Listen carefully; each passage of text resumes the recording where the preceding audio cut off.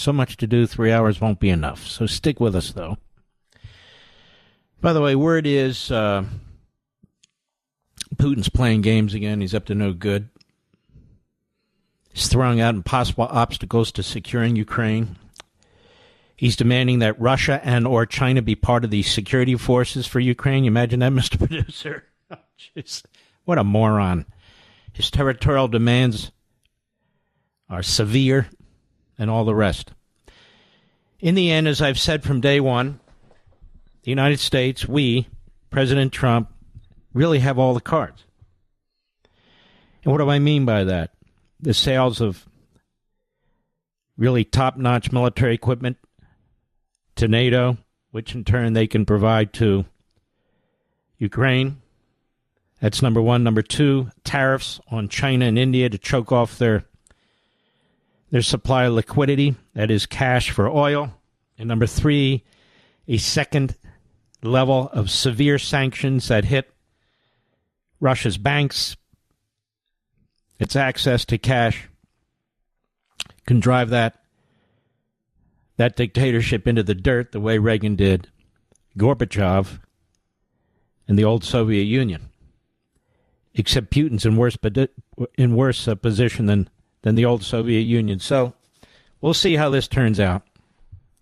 President Trump's doing everything humanly possible to make it right. We'll see how it turns out.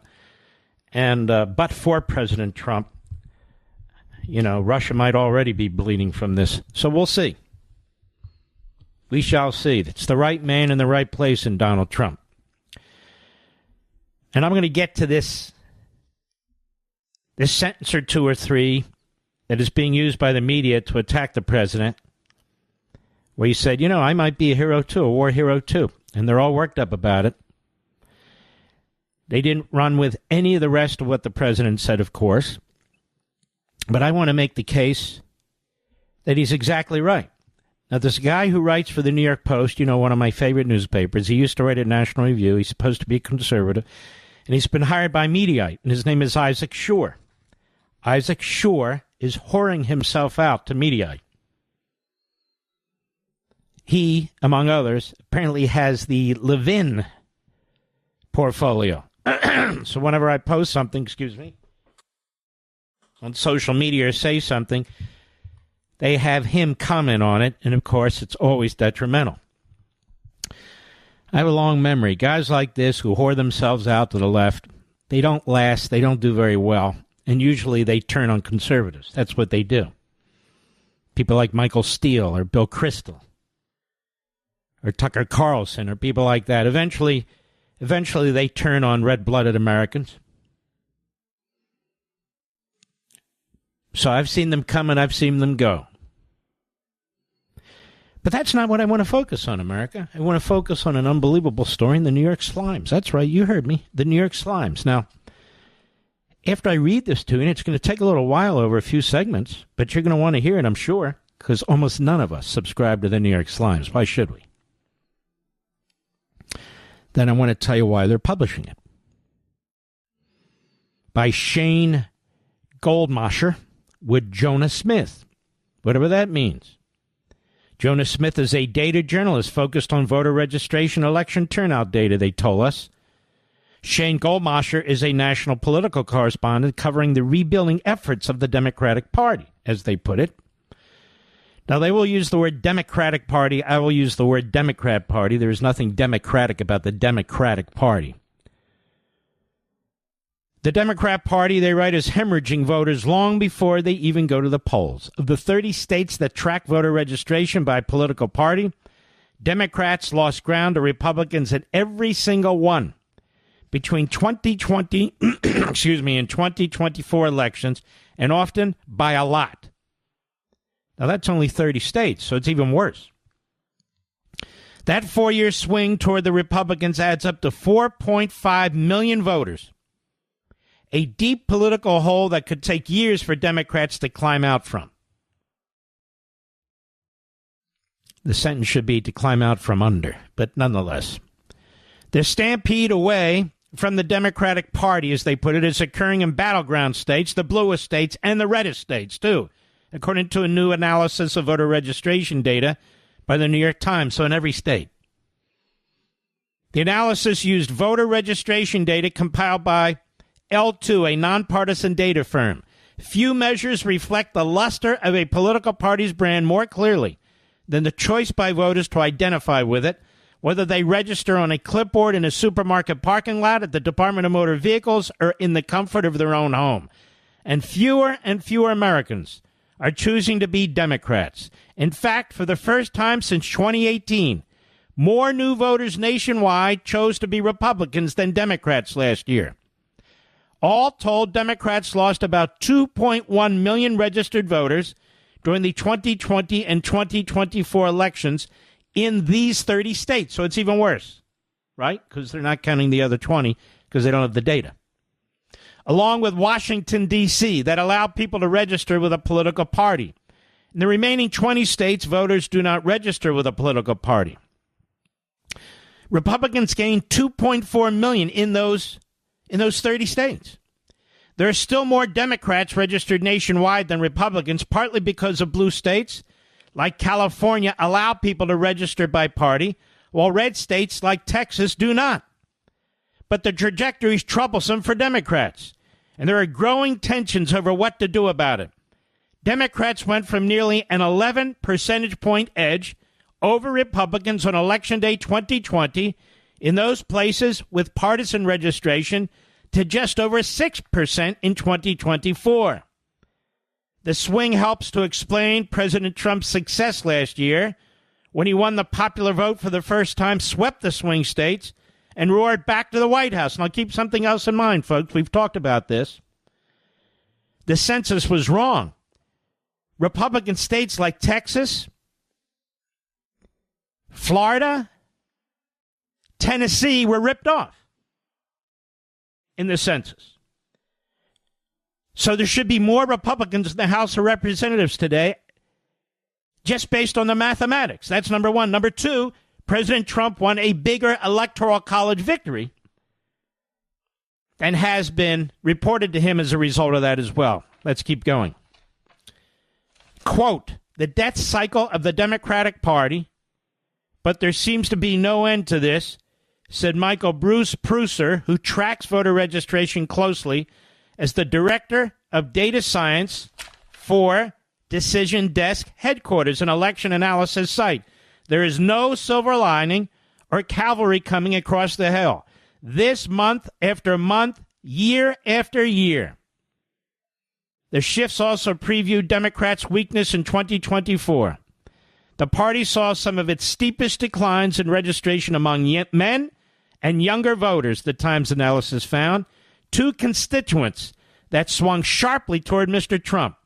All four presidential battleground states covered by the Times analysis, Arizona, Nevada, North Carolina, and Pennsylvania, showed significant Democrat erosion. In North Carolina, Republicans erased roughly 95% of the registration advantage that Democrats held in the fall of 2020, according to state records as of this summer. In Nevada, Democrats suffered the steepest percentage point plunge of any state but West Virginia between 2020 and 2024. The share of voters choosing to register with either party went down after the state adopted an automatic voter registration system, but the Democrat decline allowed Republicans to briefly surpass Democrats earlier this year. Now, for many years, more and more voters have been registering as independents or unaffiliated, sapping both parties' roles. More recently, however, that growth has come mostly at the expense of the Democrat Party. Democratic strategists say the party's nationwide registration decline is hidden in plain sight crisis that must be reversed before the 2028 election. Consider this. In 2018, Democrats accounted for 34% of new voter registrations nationwide, with Republicans only 20%.